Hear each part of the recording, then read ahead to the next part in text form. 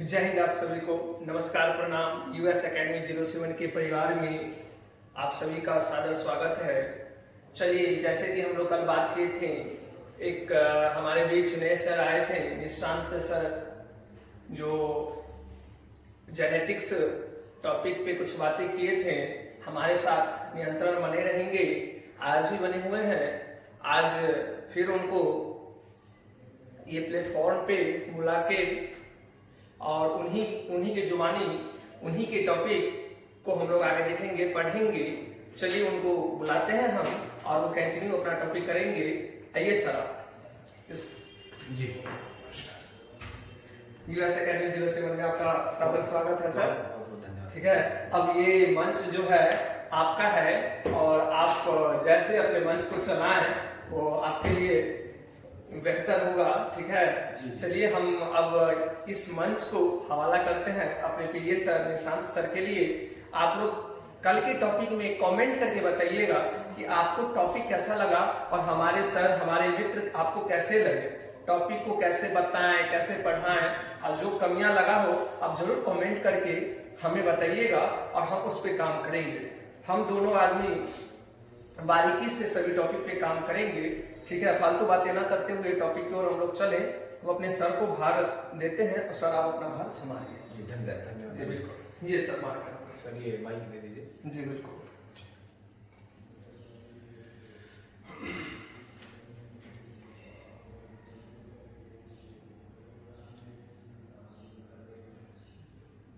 जी continue. जय हिंद। तो hello बच्चों, मैं निशांत सर आप सभी लोगों के बीच एक बार फिर से छात्रों एवं छात्राओं, जितने भी हमारे प्यारे बच्चे हैं, उन सभी को बहुत सारा प्रेम। और उम्मीद करता हूं कि आपने पिछले लेक्चर को अच्छे से सुना होगा, एनसीईआरटी की रीडिंग लगाई होगी, टॉपिक्स को, टर्म्स को, टर्मिनोलॉजी को समझने की कोशिश करी होगी। ये हमारा खूबसूरत सा चैनल जो है, जिसके जो को फाउंडर हैं हमारे वो तिवारी सर हैं, ये हमारा खूबसूरत सा चैनल का नाम है यूएस एकेडमी 07। तो इस चैनल पे जैसा कि हम लोगों ने बात किया था कि हम लोग सबसे पहले बायोलॉजी जो है ये 12th लेवल पे सारा टॉपिक्स को, हम लोग सारे यूनिट्स को चैप्टर वाइज करते चलेंगे। उसके बाद एनसीईआरटी टेक्स्ट बुक को कवर करेंगे, एग्जाम्पलर को कवर करेंगे और प्रीवियस ईयर बोर्ड क्वेश्चंस को कवर करेंगे, और कुछ एक्सपेक्टेड क्वेश्चंस और कुछ थोड़ा बहुत जो हायर लेवल के क्वेश्चंस हैं उनको भी हम लोग थोड़ा थोड़ा देखेंगे, ताकि आपको जो है कुछ एक्स्ट्रा कंटेंट करने की जरूरत नहीं है। आप इस चैनल को रेगुलरली फॉलो करिए और आपका जो है बहुत ही अच्छे तरीके से बोर्ड्स का प्रिपरेशन हो जाएगा। और एक बहुत अच्छा प्यारा सा कहावत है कि जो चैंपियंस होते हैं वो अर्ली स्टार्ट करते हैं और अर्ली खत्म करते हैं। आपका टारगेट होना चाहिए कि अगस्त सितंबर तक हमको सारा कंटेंट खत्म कर लेना है और 4-5 महीने रिवीजन करना है, उसके बाद फिर आगे चलना है। चलिए, तो जो हमारी बातचीत चल रही थी पिछले लेक्चर्स में, मैंने बहुत सारे टर्म्स को यूज किया था। जैसा कि मैं एक बार हल्का सा थोड़ा सा समअप कर देता हूं पिछले लेक्चर का। तो हमने बातें करी थी अलील्स के बारे में, हमने बातें करी थी होमोलोगस पेयर ऑफ क्रोमोसोम्स के बारे में। ठीक है, हम लोगों ने बातें करी थी होमोलोगस पेयर ऑफ क्रोमोसोम्स के बारे में, हम लोगों ने बातें करी थी इनहेरिटेंस टर्म्स के बारे में, हम लोगों ने बात किया था वेरिएशन के बारे में, वेरिएशन क्या होता है, वेरिएशन क्यों होता है, इसके बारे में भी बातचीत हुई थी हमारी। उसके बाद मैंने आपको बताया था कि जेनेटिक्स क्या है, जेनेटिक्स जो होता है उसको हम टर्म को कब यूज करते हैं, इसके फाउंडर कौन है, जीन टर्म क्या था, जीन भी हमने बताया था आपको कि जीन टर्म क्या होता है, कहाँ लोकेटेड होता है, कहाँ सिचुएटेड होता है। ये सब आपके दिमाग में क्लियर होना चाहिए, तभी आपको एनसीईआरटी पढ़ने में मजा आएगा। तो मैं एक बार हल्का सा एक बार रिमाइंड करा देता हूँ। अलील्स के बारे में बताया था मैंने कि अल्टरनेट फॉर्म्स ऑफ जीन्स होते हैं जो कि होमोलोगस पेयर ऑफ क्रोमोसोम में प्रेजेंट होते हैं। होमोलोगस पेयर ऑफ क्रोमोसोम मैंने बहुत अच्छे से बताया था कि हमारे बॉडी में कभी भी क्रोमोसोम जो होगा अकेला नहीं होगा, वो पेयर्स में पाया जाता है। इनहेरिटेंस के बारे में बताया था कि एक प्रोसेस होता है, इनहेरिटेंस जो होता है वो process of transmission of character होता है। वेरिएशन जो होता है वो जैसे जैसे एक कैरेक्टर, एक कोई भी जीन एक जनरेशन से दूसरे जनरेशन में पास करता है, कैरेक्टर बनाता है, सेक्सुअल रिप्रोडक्शन के दौरान तो थोड़ा प्रोजेनी में जो डिफरेंस आता है उसी को हम लोग वेरिएशन कहते हैं। इसका जो काउज होता है वो सेक्सुअल रिप्रोडक्शन होता है। जेनेटिक्स टर्म को डिफाइन किया था, जेनेटिक्स होता है वो study of inheritance and variation होता है। शायद यदि नहीं बताया होगा तो मैं इसको लिख दे रहा हूँ।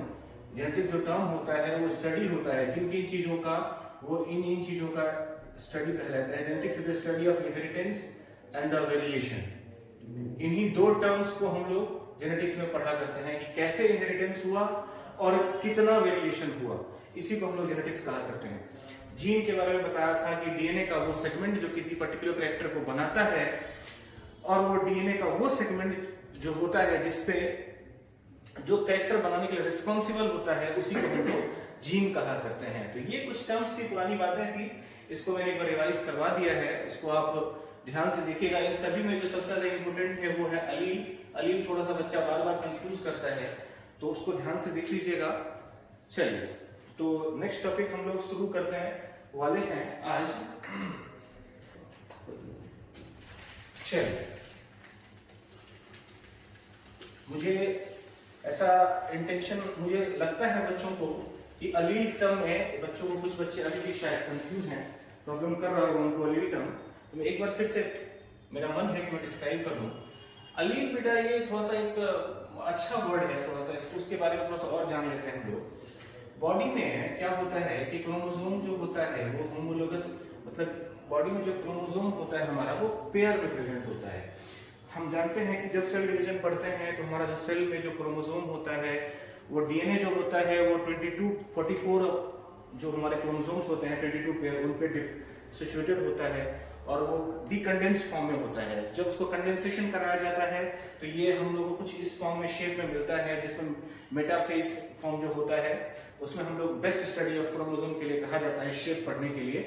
तो वहां पे हम लोग देखा करते हैं कि लोकस हुआ करता है, ऐसे ऐसे ऐसे करके आपको देखने को मिलेगा कि इन जगहों पे लोकस पे एक जीन प्रेजेंट है, एक जीन प्रेजेंट है। मान लीजिए कि ये हाइट के लिए रिस्पॉन्सिबल वाला जीन है, ये स्टेम के लिए रिस्पॉन्सिबल वाला जीन है। मान लीजिए स्टेम का हाइट है या प्लांट का हाइट है, ये मान लीजिए सीड का शेप के लिए रिस्पॉन्सिबल हाइट जीन है, सीड शेप के लिए, ठीक है।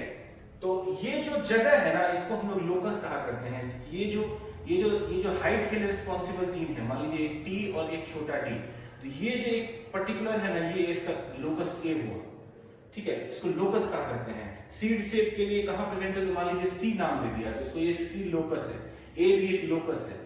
ये मान लीजिए ये स्टेम हाइट के लिए होगा तो ये बी भी एक लोकस है। तो ये लोकस कहा करते हैं। क्रोमोसोम में डीएनए का वो सेगमेंट जो कैरेक्टर बनाता है उसको जीन कहते हैं। क्रोमोसोम में वो कहां प्रेजेंट है, उस पर्टिकुलर पोजीशन को हम लोग लोकस कहा करते हैं। तो ये लोकस का डेफिनेशन हो गया। और यही जो कॉन्ट्रास्टिंग कैरेक्टर्स हैं, एक लंबा बनाता है, एक छोटा बनाता है। ये जो छोटा टी होगा ये रिसेसिव कैरेक्टर है के लिए रिस्पॉन्सिबल है, और जो बड़ा टी है डोमिनेंट कैरेक्टर के लिए रिस्पॉन्सिबल है। तो ये दोनों आपस में मिलके कैरेक्टर को, हाइट के कैरेक्टर को रेगुलेट कर रहे हैं, और इसी को हम कंबाइनली जो है अलील बोलते हैं। तो अलील्स कुछ भी नहीं है, कॉन्ट्रास्टिंग फॉर्म ऑफ जीन्स होते हैं, और ये किसी भी एक कैरेक्टर के दो फॉर्म बनाने के लिए रिस्पॉन्सिबल होते हैं। जैसे प्लांट लंबा हुआ तो इसकी वजह से होगा, और प्लांट छोटा हुआ तो इसकी वजह से होगा। तो बस यही कुछ है, अलील के बारे में ज्यादा उलझना नहीं है, जितना बता दिया उतना सेल्फ सफिशिएंट है। आपका काम होगा, जब मैं किसी टॉपिक को पढ़ा देता हूं तो आप उसको एनसीईआरटी में ढूंढिएगा, उसको पढ़िएगा, मैं पेज नंबर भी बता दिया करूंगा। जो अलील जो आपको पढ़ना है, अलील के बारे में एनसीईआरटी में दे रखा है पेज नंबर 72।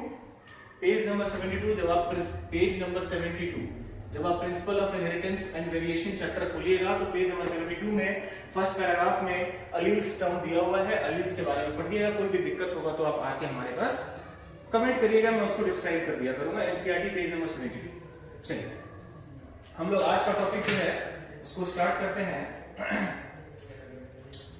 इसमें एक एनसीईआरटी का जो फर्स्ट हमारा पेज है उसमें एक बड़ा प्यारा सा एक वर्ड है कि इनहेरिटेंस जो होता है, इनहेरिटेंस तो कहीं भी आप यदि इनहेरिटेंस उठाते हैं तो उसके बारे में एक चीज कहा गया है कि it is the basis of heredity. Inheritance के बारे में कहा गया है कि इनहेरिटेंस जो है ये बेसिस है ऑफ हेरिडिटी। मैं कुछ भी ऐसा नहीं छोड़ूंगा जो आपको डाउट क्रिएट करे। मैं चाहता हूं कि एनसीईआरटी लाइव क्लास में कवर हो जाए और आप सभी लोगों को घर पे कुछ ना पढ़ना पड़े। आप बस एनसीईआरटी की रीडिंग लगाएंगे, प्रीवियस ईयर क्वेश्चंस करेंगे, बस और कुछ नहीं करना। तो इनहेरिटेंस जो होता है, बोला गया है कि inheritance is the basis of heredity. अच्छा, यहाँ पे पहली बात, हेरिडिटी क्या है? हेरिडिटी क्या है? हेरिडिटी देखिए, हेरिडिटी कुछ भी नहीं होता है। मान लीजिए ये बोलचाल का भाषा है।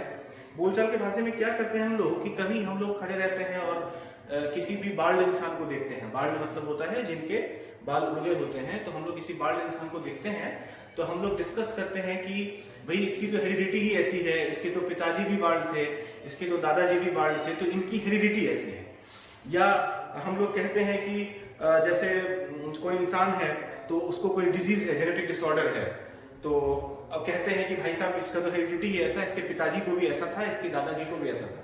तो ये जो आम वर्ड है ना हेरिडिटी, हेरिडिटी मतलब होता है कि इसका जो जनरेशन वाइज जनरेशन क्या चला आ रहा है, तो उसको उसी टर्म को हम हेरिडिटी कहते हैं बोलचाल के भाषा में। तो कहा गया है कि inheritance is the basis of heredity. Inheritance को हेरिडिटी का बेसिस बनाया गया है। ऐसा क्यों कहा गया है? एनसीईआरटी हमारी ऐसी क्यों कहती है? इसके पीछे कारण ये है कि इनहेरिटेंस जो है वो process of transmission of character है। जैसा मैंने बताया था फर्स्ट लेक्चर में कि इनहेरिटेंस क्या है भैया? इनहेरिटेंस जो है वो प्रोसेस है। इनहेरिटेंस क्या है? एक प्रोसेस है। मतलब जो पीढ़ी दर पीढ़ी जो कैरेक्टर ट्रांसफर हो रहा है, इसी प्रोसेस को हम इनहेरिटेंस कह रहे हैं। तो इनहेरिटेंस कुछ भी नहीं है, एक प्रोसेस हुआ करता है। Inheritance is the process of transmission of character from one generation to another generation and to the next generation. तो ये जो इनहेरिटेंस है ये एक प्रोसेस है, और ये प्रोसेस है इसीलिए हेरिडिटी का बेसिस है। मतलब क्लियर है? एक लाइन में बोलना चाहें तो किसी भी कैरेक्टर का जो ट्रांसफर हो रहा है पीढ़ी दर पीढ़ी, वो पीढ़ी दर पीढ़ी क्यों हो पा रहा है? कि ड्यू टू दिस प्रोसेस, इसीलिए इसको कहा गया है। एनसीईआरटी हमारी कहती है। एनसीईआरटी बेटा मैं कह रहा हूं कि एक एक लाइन बहुत ही ज्यादा खूबसूरत है, आप उसको ध्यान से पढ़िए। तो कई लोग स्किप कर देते हैं, नहीं पढ़ाते हैं, इन चक्करों में नहीं पढ़ते हैं, लेकिन अपन एक भी चीज स्किप नहीं करेंगे। तो बार बार कह रहा हूं, फर्स्ट पेज पे एनसीईआरटी में बोला गया है कि inheritance is the basis of heredity. वो क्यों कहा गया है? क्योंकि हेरिडिटी का इनहेरिटेंस जो प्रोसेस। चलिए हम लोग आगे बढ़ते हैं। इनहेरिटेंस की बातें होगी, हेरिडिटी की बातें होगी, क्यों इसको बेसिस कहा गया है वो भी आपको मैं बता चुका हूं। उसके बाद हम लोग आगे यहाँ पे बढ़ेंगे। कुछ हमारे यहाँ पे साहिवाल काउज और इनके बारे में चर्चा किया गया है। एक पंजाब में हम लोगों ने आजकल क्या किया है कि आर्टिफिशियल हाइब्रिडाइजेशन करके आजकल टेक्निक्स आ चुकी हैं, बहुत सारी टेक्निक्स आ चुकी हैं जिससे हम क्या कराते हैं कि जो भी हमको प्रोडक्ट चाहिए, मतलब होता क्या है आजकल की भाई साहब, जैसे जो हमारी देसी गाय होती है वो क्या होती है कि दूध हम लोग को जो बाई प्रोडक्ट होता है वो हम लोग को सही से नहीं मिल पाता है। तो हम लोग क्या करते हैं कि उसका आर्टिफिशियल क्रॉस हाइब्रिडेशन करा के साहिवाल काउस बनाया, हम लोगों ने पंजाब में बनाया है, जिसका जो यील्ड है, मिल्क यील्ड है, वो बहुत ज्यादा हाई है। तो वो किस टेक्निक के द्वारा किया गया है उसको मेंशन करना जरूरी है कि साहिवाल, ये बहुत ही ज्यादा इंपॉर्टेंट है। ये कई बार पूछा गया है आपके बोर्ड में। ये साहिवाल काउस होते हैं, ये पंजाब में बहुत ज्यादा यूज किए जाते हैं। तो इनको किस टेक्निक से हम लोगों ने बनाया है? तो ये आर्टिफिशियल हाइब्रिडाइजेशन, मतलब ये जो है ये ह्यूमन मेड है। हम लोगों ने क्या किया है कि जैसे किसी भी एक काऊ का सीमेन लिया, किसी भी एक बुल का सीमेन लिया, और जो सबसे ज्यादा यील्ड प्रोड्यूस करने वाला है उसको उठा के और पर्टिकुलर किसी काऊ से ब्रीड करा दिया, और हम लोगों को जो बाई प्रोडक्ट मिला वो ये साहिवाल काउस हम लोगों को मिल गया है। तो ये चीज है, तो ये मेंशन करना जरूरी था। ये एनसीईआरटी ने भी मेंशन किया है कि साहिवाल काउस होते हैं वो पंजाब में आर्टिफिशियल हाइब्रिडाइजेशन से प्रोड्यूस कराए गए हैं। ये जानना जरूरी था। इसमें जेनेटिक्स जो है वो बहुत ज्यादा यूज में आता है, तो इसको इसलिए डिस्कस करना यहाँ पे जरूरी हो जाता है। हमारी एनसीईआरटी जो भी डिस्कस करेगी उसको हम भी डिस्कस करेंगे। चलिए अब जो है मैं थोड़ा सा यहाँ से, हमारा बेसिकली अभी तक इंट्रो चल रहा था और हमारा जो है बेसिकली अब जो है जेनेटिक्स टॉपिक जो है फुल फ्लो में आने वाला है। चलिए सबसे पहले हम लोग बात करते हैं जेनेटिक्स में कि हमारे मंडल भाई साहब हुआ करते थे, जो जेनेटिक्स के जो पिताजी कहा जाता है, फादर ऑफ जेनेटिक्स कहा जाता है, मंडल को कहा जाता है। जेनेटिक्स की जब भी बात करेंगे हम लोग तो मंडल साहब जो हुआ करते थे हमारे, वो फादर ऑफ जेनेटिक्स कहा करते हैं उनको हम फादर ऑफ जेनेटिक्स इसलिए कहा करते हैं क्योंकि उनका कंट्रीब्यूशन जो है वो जेनेटिक्स में बहुत ज्यादा है, बहुत ही ज्यादा, मतलब उनके कंट्रीब्यूशन को हम लोग इग्नोर नहीं कर सकते हैं। मैथमेटिक्स जो है पहली बार उन्होंने यूज किया था जेनेटिक्स में, लॉजिस्टिक्स यूज किया था, लार्ज सैम्पलिंग साइज हुआ करता था, उन्होंने अपना जो भी मैथ्स का ज्ञान था उसको यूज किया है, उसको एक बड़े लेवल पे लेके आए हैं, उसके रिजल्ट्स को नोट डाउन किया है, उसके ट्रू ब्रीडिंग प्लांट्स बनाए हैं। ट्रू ब्रीडिंग प्लांट्स के बारे में डिस्कस करेंगे हम लोग। तो बहुत सारा उनका कंट्रीब्यूशन रहा है और मेंडल भाई साहब का, तो उनको हम लोग इग्नोर नहीं करेंगे और उनको हम लोग जेनेटिक्स के पिताजी ही कहा करते हैं। तो जेनेटिक्स के पिता कौन हुए? तो मेंडल भाई साहब हुए। चलिए, मेंडल की बातें हो गई। अब हम लोग आगे मेंडल को, जब भी हम जेनेटिक्स पढ़ते हैं तो जेनेटिक्स जो है वो 3 फेज में डिवाइड किया जाता है। इसमें हम लोग बात करते हैं, सबसे पहले आता है pre Mendelian genetics. Pre Mendelian genetics, एक हुआ मेंडेलियन पीरियड, एक हुआ पोस्ट मेंडेलियन जेनेटिक्स।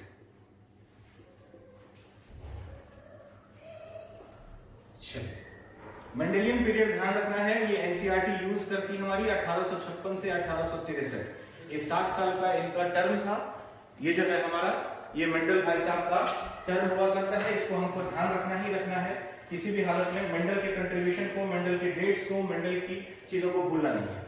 तो ये प्री मेंडेलियन, मेंडेलियन और पोस्ट मेंडेलियन, ये 3 चीजें जो है ये आपको ध्यान रखना है। ये जेनेटिक्स में हम लोग पढ़ा करते हैं। प्री मेंडेलियन सरकार क्या हुआ? तो प्री मेंडेलियन वो टर्म था, वो पीरियड था जहां पे मेंडल ने कुछ भी नहीं किया था। जो हमारी पुरानी नॉलेज थी जेनेटिक्स की वो हम लोग यूज किया करते थे, उनकी बातें होती थी जो बकायदा काम की, हमारे काम की बहुत ज्यादा है नहीं। हमको मेनली इस चैप्टर में मेंडेलियन जेनेटिक्स पढ़ना है। उसके बाद पोस्ट मेंडेलियन जेनेटिक्स ज्यादा इंपॉर्टेंट है आजकल। क्यों? क्योंकि इसी में हम लोग सारा ह्यूमन जेनेटिक डिसऑर्डर, उसके बाद ड्रोसोफिला वगैरह, ए गेरॉर्ड, फादर ऑफ ह्यूमन जेनेटिक्स, इन सब के बारे में हम लोग पढ़ते हैं जो हमारा पोस्ट मेंडेलियन जेनेटिक्स में आया करता है। तो हम लोग स्टार्ट कर रहे हैं। प्री मेंडेलियन की बातें हमने बता दी, प्री मेंडेलियन छोटा सा है, पोस्ट मेंडेलियन और मेंडेलियन की बात कर रहे हैं। मेंडेलियन हम लोग पढ़ने वाले हैं। तो मेंडेलियन जेनेटिक्स से मैं शुरू कर रहा हूं। मेंडेलियन जेनेटिक्स आप लोग आराम से अपनी एनसीईआरटी सामने रखिए और उसको देखते रहिए, कवर हो रहा है, और मेंडेलियन जेनेटिक्स शुरू करके आगे।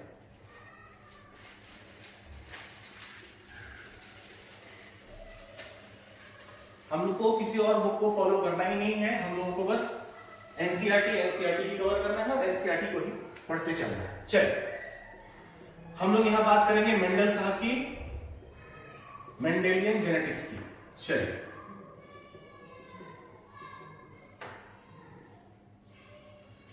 जो father of human genetics, father of genetics, sorry human genetics नहीं, फादर ऑफ जेनेटिक्स, वो किसको कहा जाता है? मेंडल साहब।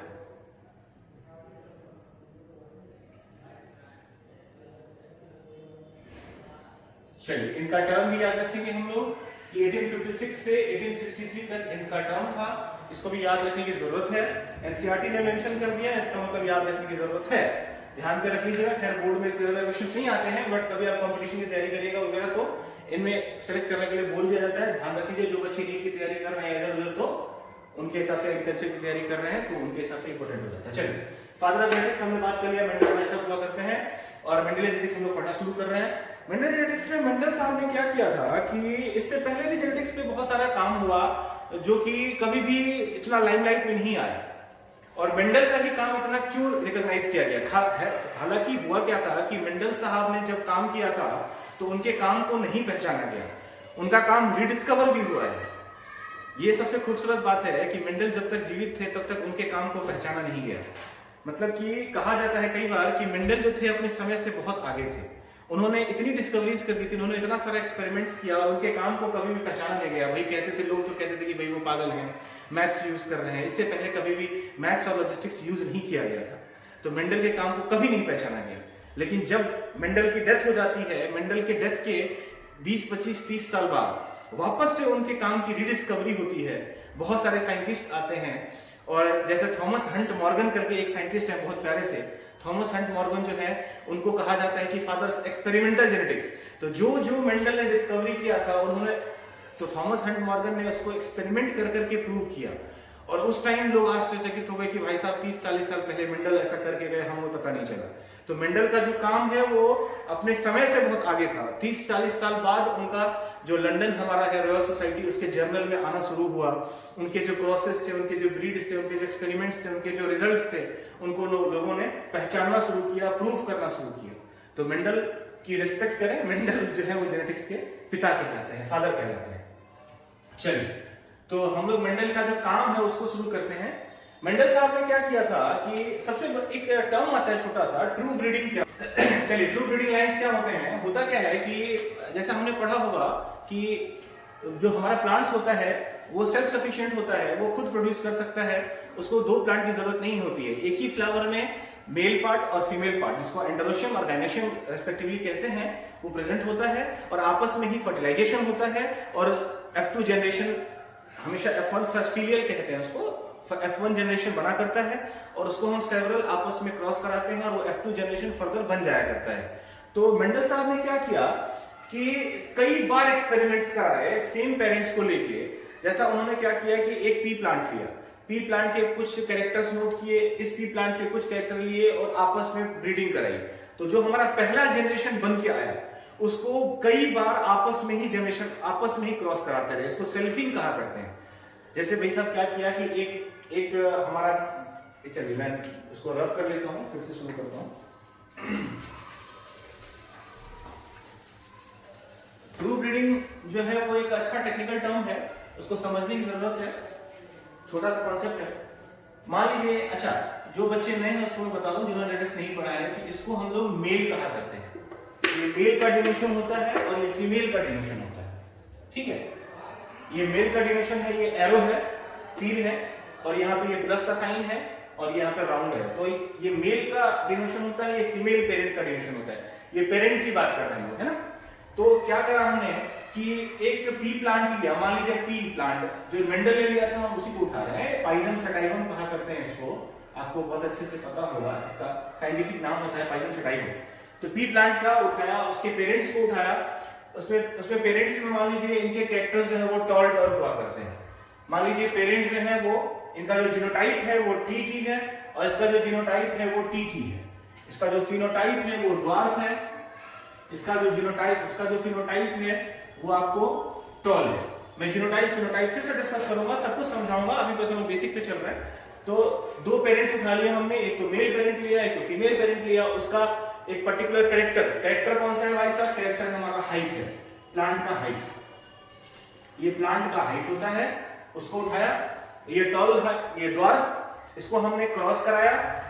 ये यहाँ पे ये फर्टिलाइजेशन हुआ, क्रॉस कराया, इसका गैमेट बना। मैं सब बताऊंगा गैमेट कैसे बनते हैं। 2n, जहां पे n जो होता है नंबर ऑफ हेटेरोजाइगस कंडीशन, जो कि यहाँ नहीं है, इसलिए यहाँ पे एक ही गैमेट बनेगा। और यहाँ पे भी 2n जो कि नहीं है, तो यहाँ पे n जो है नंबर ऑफ हेटेरोजाइगस कंडीशन। कोई भी हेटेरोजाइगस कंडीशन नहीं है, ये होमोजाइगस है, ये भी होमोजाइगस है। होमोजाइगस मतलब एक समान, हेटेरोजाइगस मतलब डिफरेंट। यहाँ पे हेटेरोजाइगस कंडीशन नहीं है, यहाँ भी नहीं है, इसीलिए यहाँ पे एक ही तरह का गैमेट बनेगा, यहाँ पे एक ही तरह का गैमेट बनेगा। तो ये गैमेट्स बन चुके हैं। यहाँ पे आपको दिख रहा होगा कि ये गैमेट्स हैं, ये गैमेट्स हैं, ये टी और ये टी गैमेट्स हैं। ये आपस में फ्यूज करेंगे, ये आपस में क्रॉस करेंगे और जो हमारा जो जाइगोट बनेगा वो होगा टी और टी। यही हमारा F1 जनरेशन कहलाता है।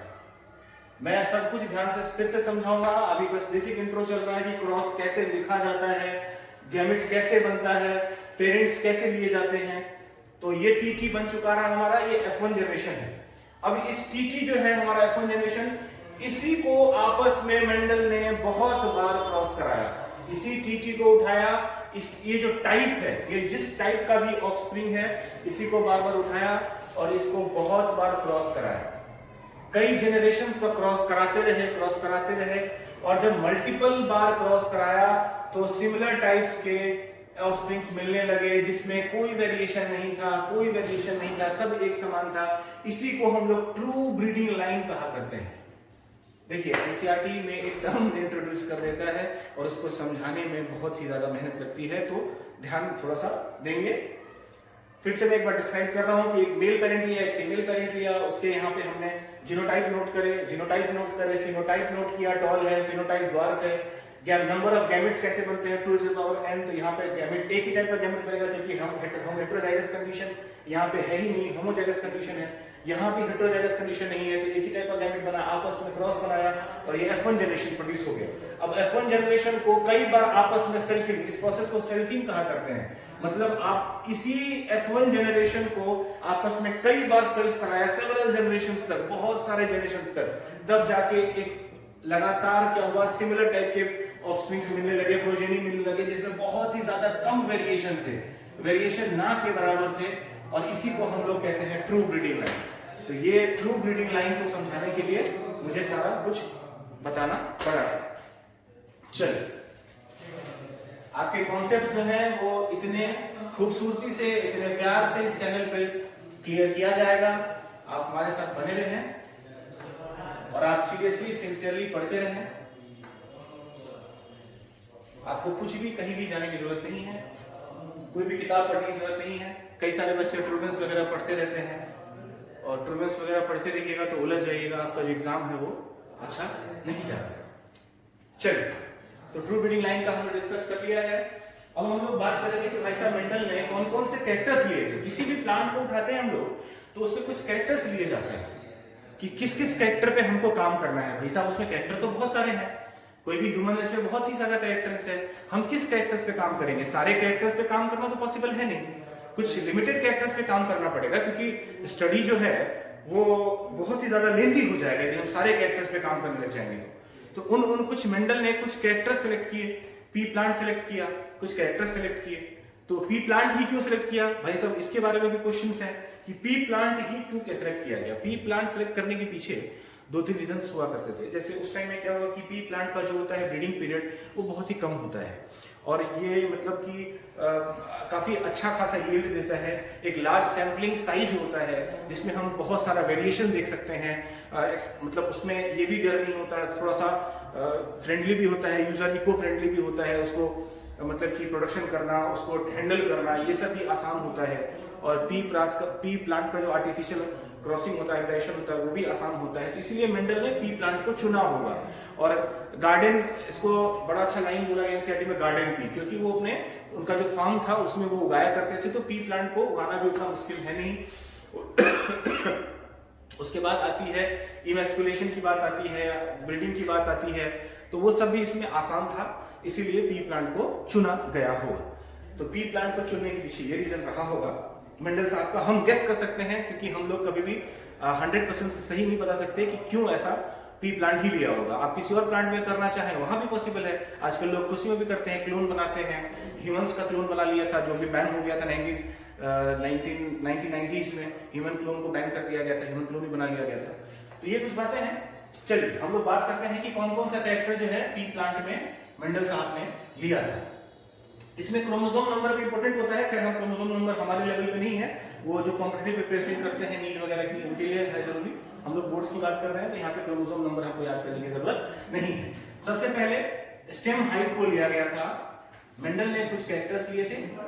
स्टेम हाइट उसमें लिया था पी प्लांट के स्टेम का हाइट, ठीक है। उसके बाद फ्लावर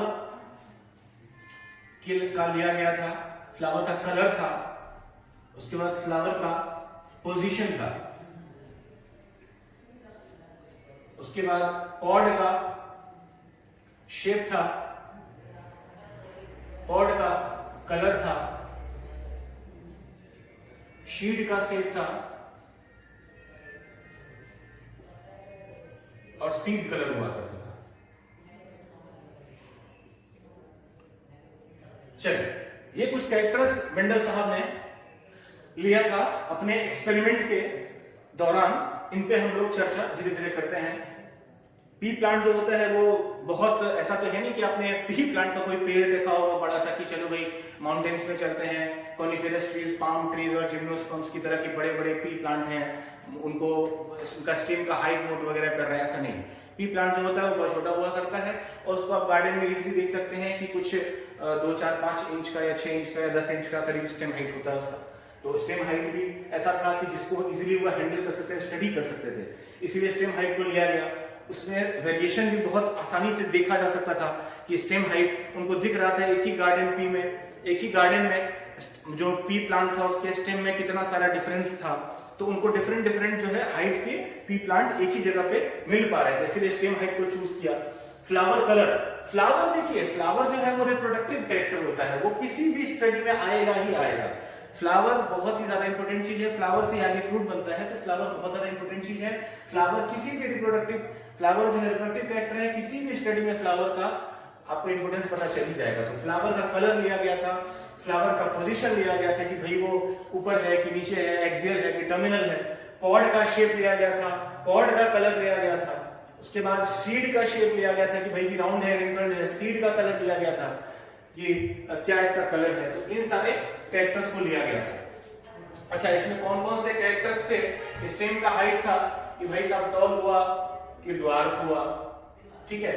फ्लावर का कलर था कि फ्लावर का पोजीशन था कि एक्सियल है कि टर्मिनल है, ठीक है। मतलब कि एक्सियल मतलब कि बिल्कुल टॉप पे है या टर्मिनल पे है। ऐसे ऐसे करके इसके अल्टरनेट फॉर्म्स लिए गए थे। आपको देखने को मिलेगा कि यहीं पे हम जैसे बात कर रहे हैं, आपको क्लियरली अलील का जो फिनोटिपिक फॉर्म है वो दिख रहा होगा। ये अलील्स की वजह से दो फॉर्म्स एग्जिस्ट करते हैं, आपको क्लियरली यहां समझ में आएगा अलील्स का इंपॉर्टेंस। अलील्स पे मैंने बार बार इसलिए जोर दिया था क्योंकि अलील यहां से आपको प्रैक्टिकली दिखेगा कि अलील का एक फॉर्म जो है वो ये प्रोड्यूस कर रहा होगा, तो अलील का दूसरा फॉर्म ये प्रोड्यूस कर रहा होगा। तो ये आपको आसानी से यहाँ पे देखने को मिलेगा कि flower colour, flower position, pod shape, pod colour, शीड shape, seed colour, ये सब आपको देखने को मिलेगा। फ्लावर कलर में हम लोग बात करें यहाँ पे तो वॉयलेट हो गया, यदि वॉयलेट है तो यहाँ फिर व्हाइट है। ये अल्टरनेट फॉर्म्स ऑफ कैरेक्टर हम लोग को देखने को मिलता है। चलिए, पॉड शेप में भी बात की गई थी इन्फ्लेटेड कॉन्स्ट्रिक्टेड की। इन्फ्लेटेड था तो यहां कॉन्स्ट्रिक्टेड था, यहां ग्रीन हुआ करता था तो यहां येलो हुआ करता था। ऐसे करके हम लोग बातें करते हैं। इन्फ्लेटेड मतलब होता है फूला हुआ। कोई भी सीड है उसमें क्या होता है, वाटर कंटेंट ज्यादा होता है। वाटर कंटेंट ज्यादा होगा तो वो फूला हुआ होगा। वाटर कंटेंट ज्यादा है तो वो फूला होगा। आपको दिख रहा होगा ये फूला हुआ है और ये कॉन्स्ट्रिक्टेड है, ये थोड़ा सा इसमें वाटर कंटेंट कम हुआ, तो ये कॉन्स्ट्रिक्टेड का फॉर्म है, ये इन्फ्लेटेड फॉर्म है। तो यही इसमें हम लोग बातें कर रहे हैं। सीड शेप की बात करें तो राउंड है और इसका अल्टरनेट फॉर्म जो है वो रिंकल्ड है। शीड कलर की बात करें तो हम लोग यहाँ पे येलो है तो यहाँ ग्रीन है। अच्छा, पॉड कलर और सीड कलर आपको देखने को मिल रहा होगा कि जस्ट उल्टा है।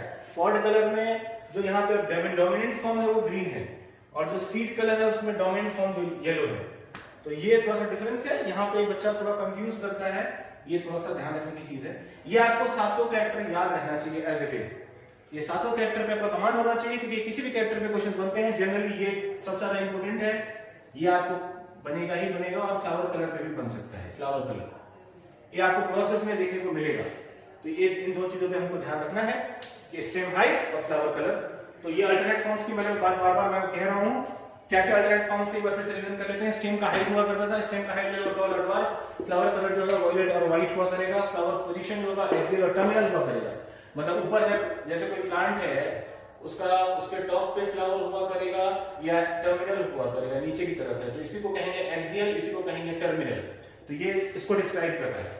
पॉड शेप में इन्फ्लेटेड कॉन्स्ट्रिक्टेड। इन्फ्लेटेड मतलब फूला हुआ, कॉन्स्ट्रिक्टेड मतलब कि सिकुड़ा हुआ, इसमें वाटर कंटेंट कम होगा। पॉड का कलर जो होगा वो ग्रीन और येलो।